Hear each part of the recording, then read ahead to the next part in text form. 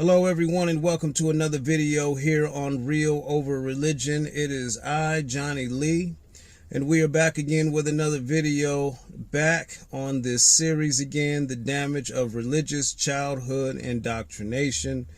And this is part 4. And this is a good one in my opinion because I think you should do some research on this individual and actually watch the documentary that this individual put out about the Pentecostal Christian church. And we're just going to get right into it today so that we're not wasting any time with introductions and all that nonsense. But we are talking about Mr. Hugh Marjoe Gortner. And he just simply goes by Marjoe Gortner. And it says here on Wikipedia, you can look this up, is that he is, because he did not pass away, he is alive currently as of the recording of this video. He is a former evangelist, preacher, and actor. He first gained public attention during the late 1940s when his parents arranged for him to be ordained as a preacher at age 4 due to his extraordinary speaking ability, making him the youngest known in that position to this day. As a young man, he preached on the revival circuit and brought celebrity to the revival movement. So, this man was forced into Christianity very early in his life, forced to be a childhood preacher by the age of 4 years old. We'll just continue reading here.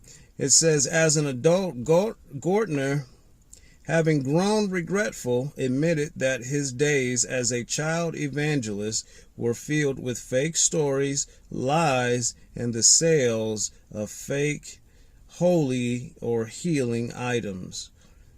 Marjoe, the 1972 documentary about him, is a behind-the-scenes documentary about him and the lucrative business of Pentecostal preaching in which he actively participated.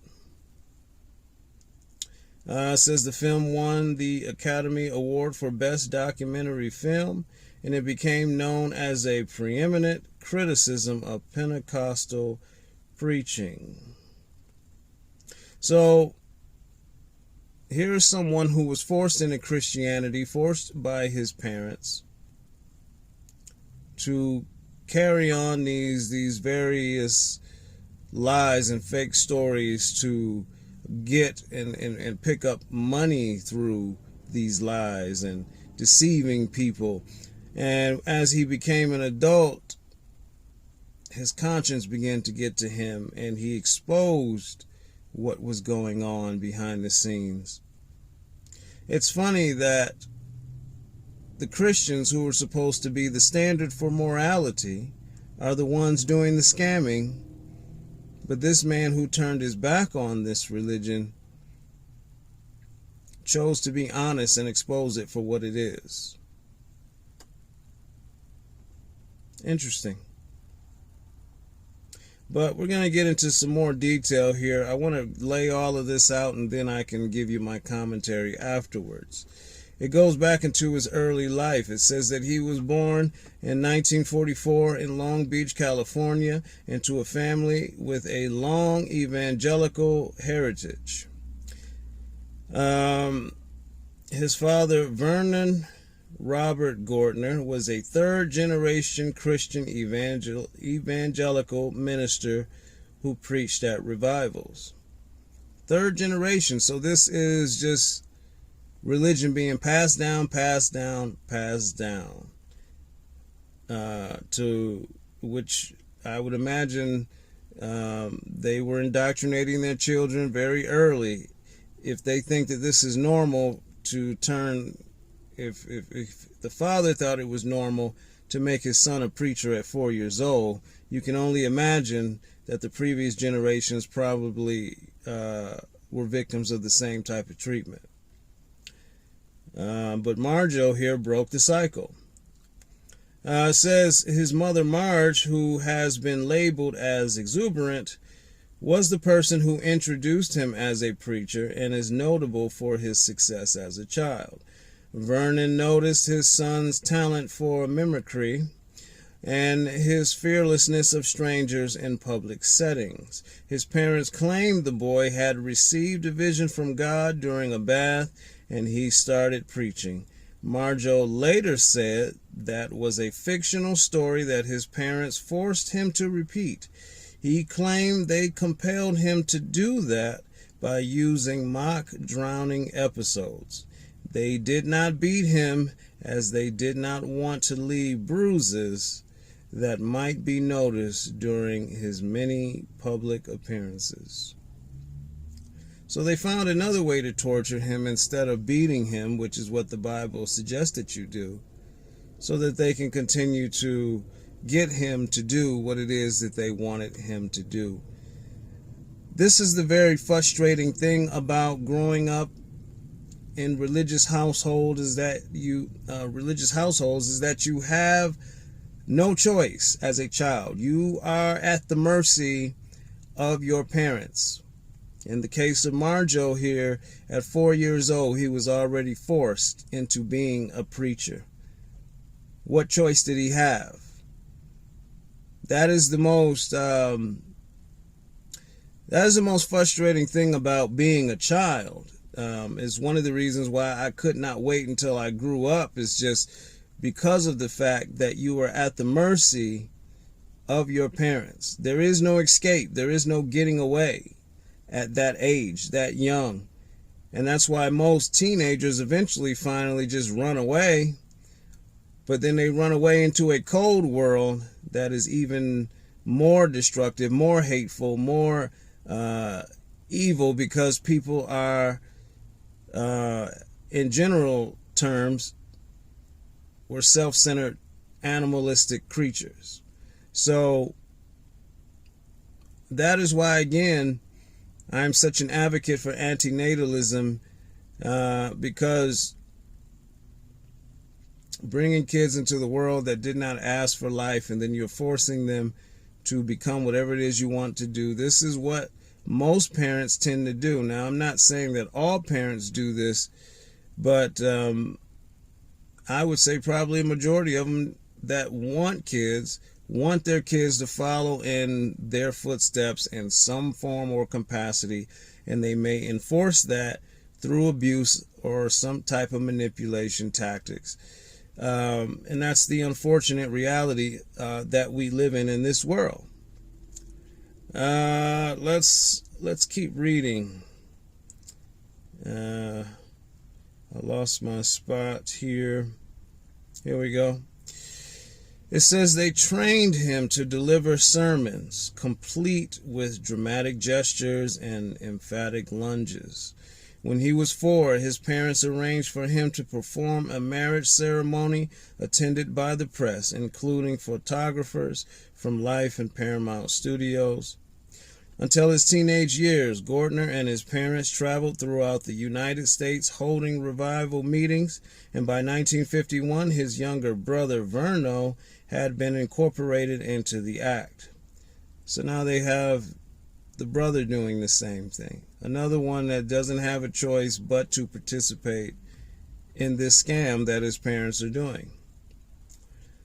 As well as teaching Marjoe scriptural passages, his parents also taught him several money-raising tactics, including the sale of supposedly holy articles at revivals. He would promise that such items could be used to heal the sick and dying. Isn't it crazy that they were doing this in the 50s, and here we are in 2023, and there are people that are still doing this?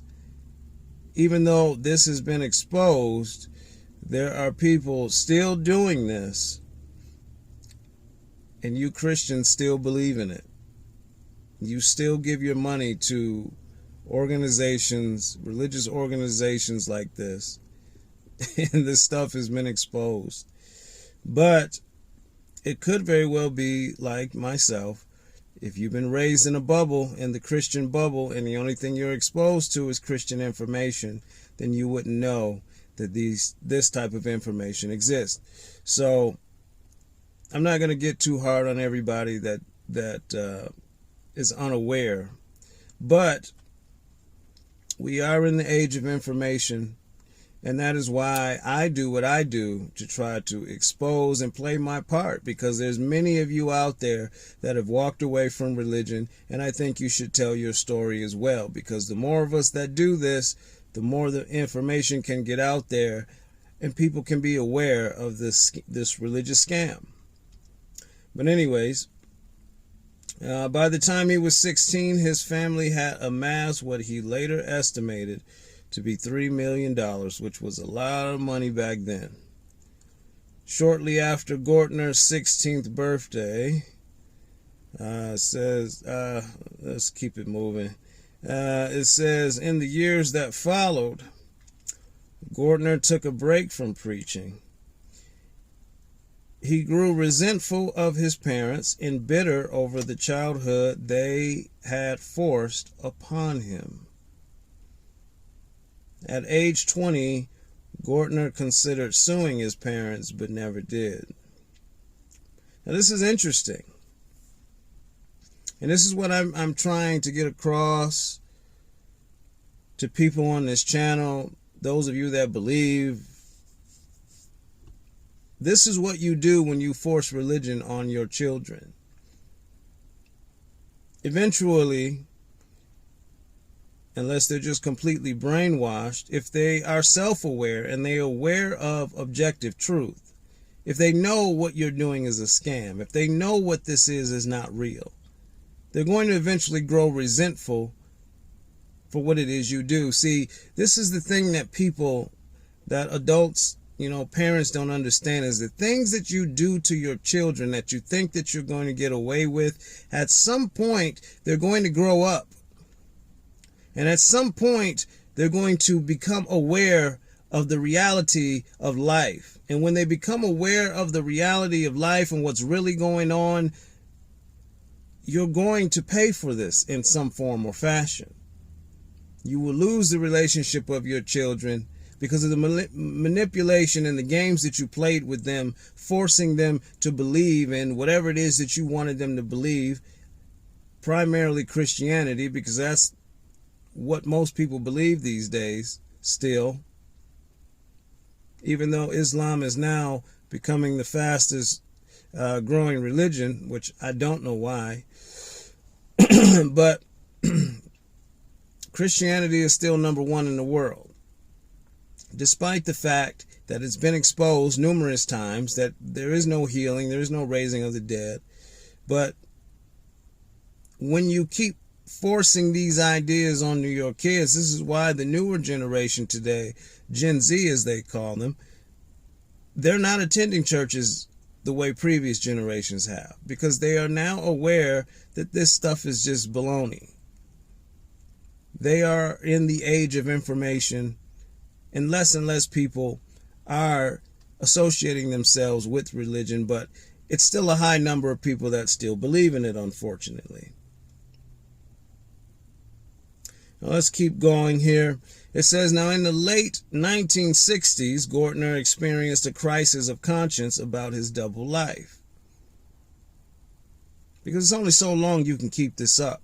And I just want to add this thing, because when I was about 24, 25 years old, and I was invited to a church to preach, I remember,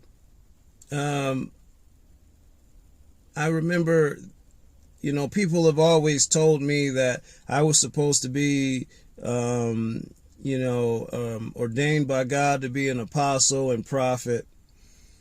And so that's how they introduced me to the audience. And I preached a sermon, and then after the sermon, I offered to pray for people. And I remember a woman came up to me, and she told me about a dream that she had, and she was looking to me to interpret the dream.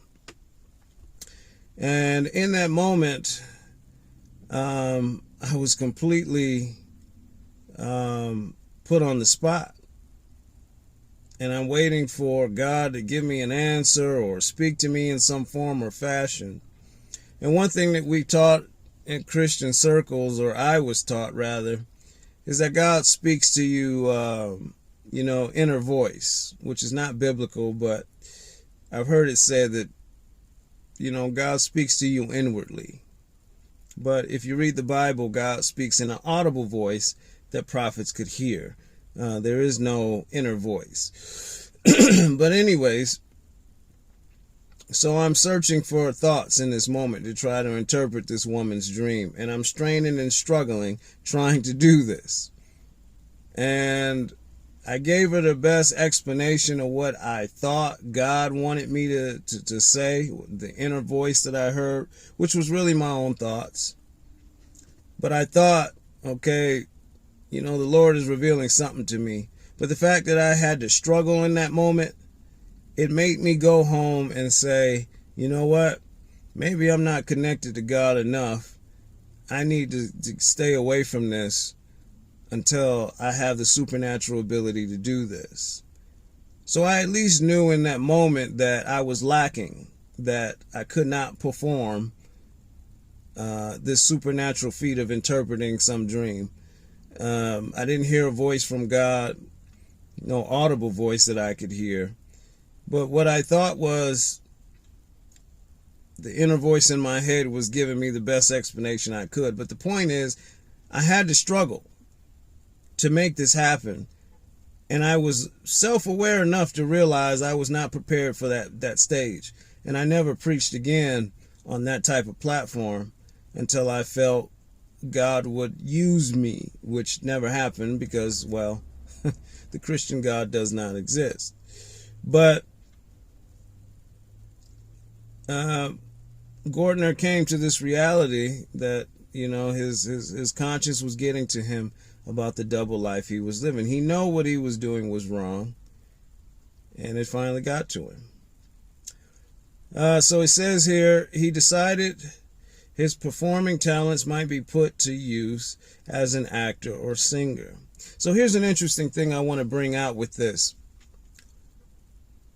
Something that was forced upon him,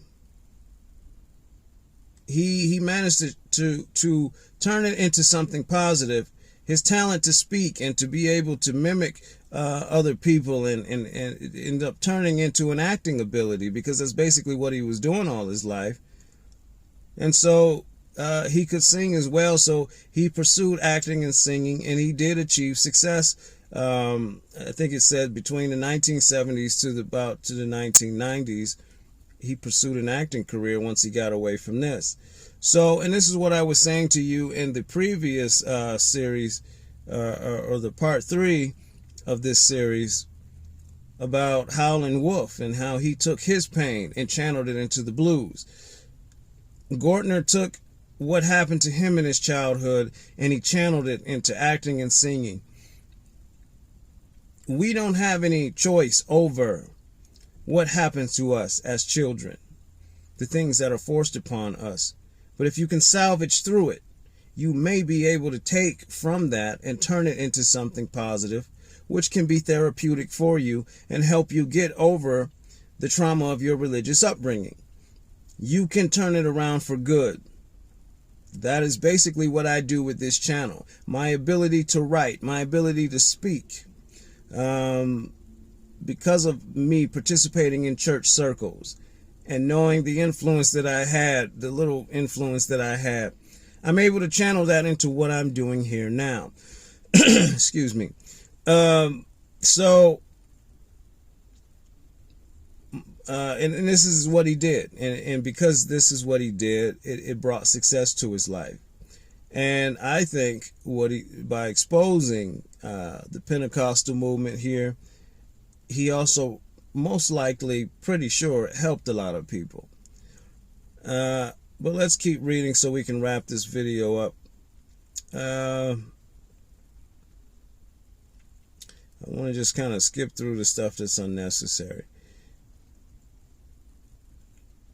So it says, when approached by documentarians, he agreed to let their film crew follow him throughout 1971 on a final tour of revival meetings in California, Texas, and Michigan. Unknown to everyone involved, including at one point his father, he gave backstage interviews to the filmmakers between sermons and revivals, some including other preachers, explaining intimate details of how he and other ministers operated. The filmmakers also shot footage of him while counting the money he had collected during the day later in his hotel room. The resulting film, Marjoe, won the 1972 Academy Award for Best Documentary. And it says Gortner capitalized on the success of the documentary, and then it just goes on to what he was successful in. This was his therapy, I would say. By doing that documentary, he was able to wash his hands clean of the upbringing that he had, and it opened a door for him to pursue acting and singing, being his true self, doing what he wanted to do. And he became that. And as I said, he's still alive today. There's no tragic ending to his life. He channeled what happened to him. Make no mistake about it, this type of manipulation of a child is child abuse. And just because they didn't beat the living daylights out of him, they psychologically affected him tremendously. It says that by the time he was in his 20s, he was angry and resentful of his parents. He wished he could have sued them, but he never did. So there was damage done. And you have an option in your childhood, even though this is just focused on religious childhood indoctrination, but maybe some of you weren't raised in religion. You were just traumatized anyways. But you can turn it around. Well, I'm not going to say 100%, because, you know, everybody reacts to trauma differently. And there are different levels and different degrees of trauma. But I'm just putting it out there. You know, every individual is different, so I don't want to sound like the motivational speaker that, oh, you can overcome all of your problems if you just know, because there are some realities that there are some damage that can be unrepairable. So I just want to leave that, put that disclaimer there too. I'm not making any guarantees, promises, or anything, because we know that life is uncertain. But what I am saying is that it is possible for you to take your trauma and turn it into something positive. Let me say that. And that's what I'm doing. That's what I did. That's what I'm doing.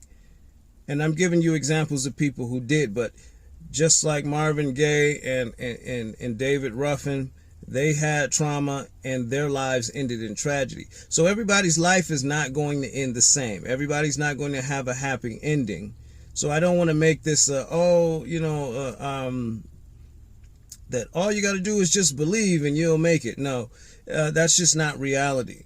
But what I'm putting out to you is the main focus of this series is the damage of religious childhood indoctrination. But there are some cases, some individuals that can turn it around. And so you have to decide for yourself if you're able to do that. Some of you may have been so traumatized that there's just nothing you can do but just cope with the trauma you've been through. Sometimes there's no positive to take from your childhood. You literally just have to reinvent yourself entirely. Or you may literally just have to cry yourself to sleep at night. You know, life is not easy, it's not pleasant, and it's very ugly and it's very cruel. There are various types of outcomes when we go through this. And the point of this series is to show you just how selfish, self-centered that religious parents can be, which makes them no different than non-religious parents. But I'm highlighting the religious stuff primarily to show you that religion doesn't work.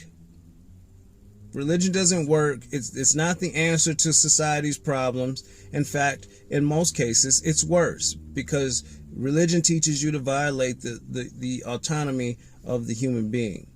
You don't have to not believe in God to be a rotten person, is basically the point of this series. The majority of the population believe in God, and the world is a shit show. So, my point is that Christianity being in the world is not making much of a difference. It's not changing your kids' lives. In fact, most of you have to lie and manipulate your kids for them to even believe in the nonsense that you believe in, as we see here with Marjoe. So, I would say do your research on this individual and check out his documentary. Some of it is available on YouTube, so you'll probably be able to look it up and check it out. But this is one that ended on a positive note, but that's not always the case in every situation. So you would have to assess your situation and figure out if you can even salvage the damage of your childhood, especially if it was a religious one and your autonomy was taken from you. But he managed to make it a positive one, and he gained success from it. So I hope you enjoyed this video. Thank you for watching, and you all be safe, and I will catch you on the next one.